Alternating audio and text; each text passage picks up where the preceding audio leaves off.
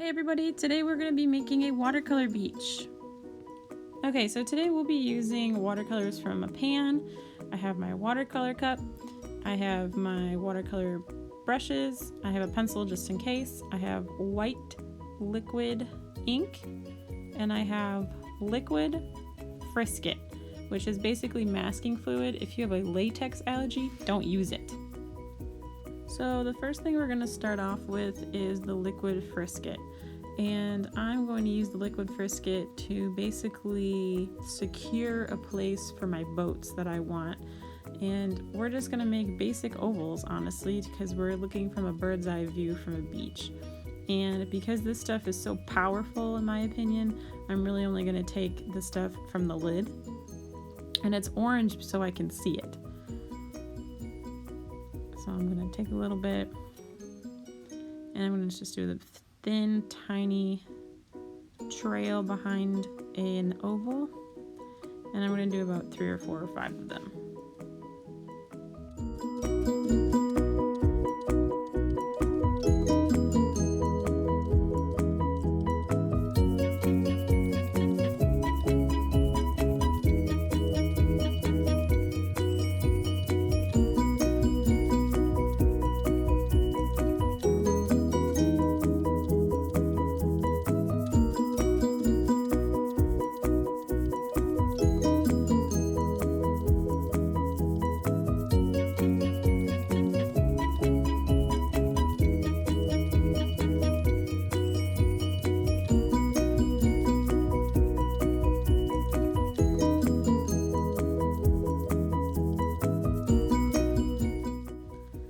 Liquid frisket does dry pretty quickly, so I'm going to put my brush in the water so my brush doesn't harden with all this crusty stuff on it, and I'm going to put the liquid frisket away. I like shaking it just to keep it activated. So I'm going to let that dry for a second, and I'm off to the races. I've actually sped up part of this video for you so it doesn't take as long, but I'm going to start with this medium flesh color for the beach. I'm going to use a lot of water. I'm going to dip into this yellow ochre too. It's a little bit of a darker tint of this sandy color. And right now we're just kind of getting a loose idea of what the beach could look like. So I'm not really even worried about the beach. So I'm going to dip into this blue, and I'm going to town just making it as wet and soggy as possible. And I'm going to start super dark at the top and then work my way down to the beach and make it lighter. So I'm using more water as we go towards the beach, but I'm using more pigment for the water at the top.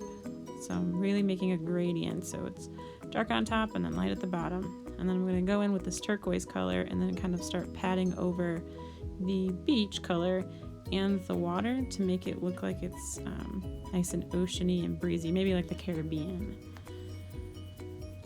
And you just go over and over and over to try to add more of a gradient. And I like using these dry spots and wet spots, depending on where you are, to create illusion of depth.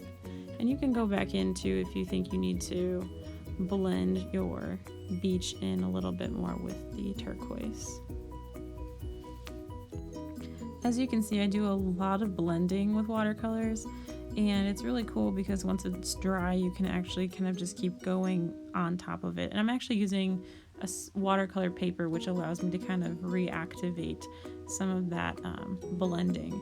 So I'm adding black all the way at the top and just a little bit just to make it even darker as the boats look like they're going towards the ocean. Because if we sit all the way in the ocean, it's really dark, but as it comes up to the beach, it's lighter. So that's what we're also trying to do. I'm going to switch brushes too, and I'm going to grab a little bit of a thinner brush and kind of satisfyingly bleed some of that turquoise where it is kind of separating the 3 colors that I'm creating. It also gives you an opportunity to think about where you want your waves to start crashing together. So I'm going to add a few more and also add some black back up to the top because I feel like it's a little faded away. But if you feel like you add too much, this is what I love about watercolors, you can wipe it away. I use too much, so I'm wiping it away. And it gives it kind of a cool texture if you looked at that a little bit. So you can just keep blending back until you're satisfied with what you have. So I'm going to finish this up, and I'm going to take a break from this for a little while so it has a chance to dry so we have the next step.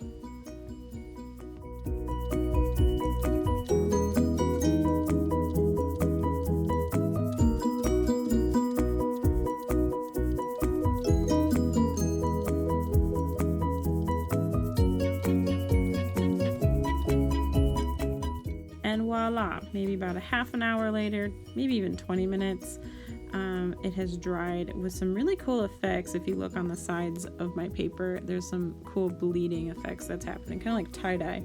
So it's time to remove this liquid frisket, and what I'm going to do is I'm going to take an eraser and I'm just gently going to erase it away. You need to be careful so it doesn't rip your paper, and you need to be careful that your paper is dry enough where it's not going to smudge or rip parts of your paper with the watercolor that you painted.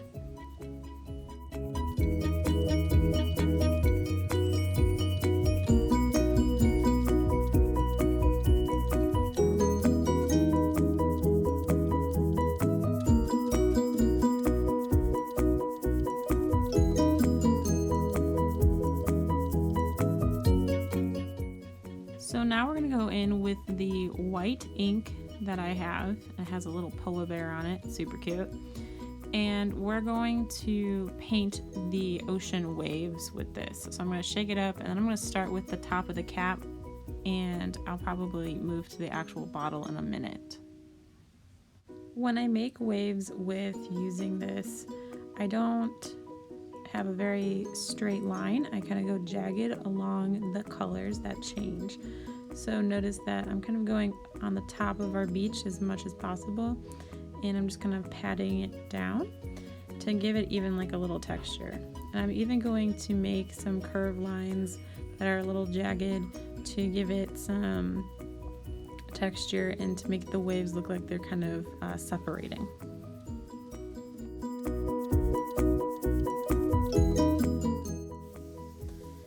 After you're comfy with the beach part of the waves, you can go in and then start separating your waves in the ocean. And so I'm going to make them kind of dawdle around here at the top.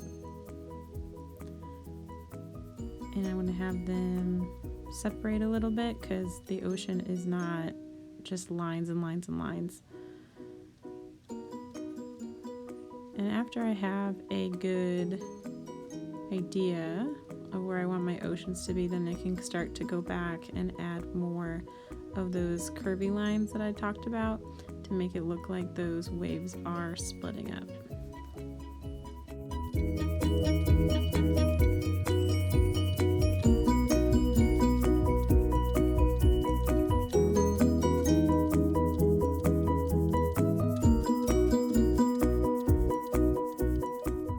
So after I cleaned off my brush, I'm going to dip into this orange and I'm going to make some lines on my boats, and I'm even going to go in with the yellow and the red to have a primary warm color feeling to my boats. And the reason I'm going to give them a little stripe like this, it's because it's to kind of emulate sails on my sailboats. Last things I'm going to do with the watercolors is I'm going to add a little bit of blue to the side of my boats. And the reason I'm going to do this is I'm picking literally one side. So I'm picking all of the right side of my boats are going to have this kind of crescent of blue next to my boat to make it look like the boats have a shadow. And I'm going to go a little extra too, and I'm going to add a little bit of water just to make them bleed a little bit to give it a little more of a texture to the waves.